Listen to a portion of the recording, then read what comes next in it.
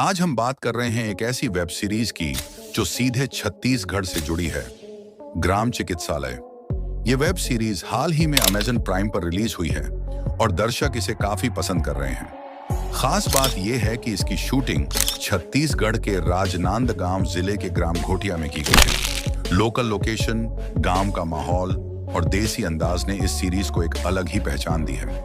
इसमें छत्तीसगढ़ के कुछ कलाकारों ने भी काम किया है, जो कि हमारे लिए गर्व की बात है। इन कलाकारों ने अपने अभिनय से न सिर्फ छत्तीसगढ़ का नाम रोशन किया, बल्कि ये भी दिखा दिया कि हमारे यहाँ का टैलेंट किसी से कम नहीं। सीरीज की कहानी एक छोटे गांव के सरकारी अस्पताल यानी ग्राम चिकित्सालय पर आधारित है, जहां डॉक्टरों की कमी, सरकारी सिस्टम की हकीकत और गांव की मजेदार कहानियां, सब कुछ देखने को मिलता है। डायलॉग्स देसी हैं, अभिनय दमदार है और लोकेशन बिल्कुल रियल लगती है। यही वजह है कि लोग इसे बार बार देख रहे हैं। अगर आपने अभी तक ग्राम चिकित्सालय नहीं देखी तो एक बार जरूर देखें और हमें कमेंट में बताएं कि छत्तीसगढ़ के किन कलाकारों को आपने पहचाना। ऐसी और सीजी फिल्मों और वेब सीरीज से जुड़ी खबरों के लिए चैनल को जरूर सब्सक्राइब करें।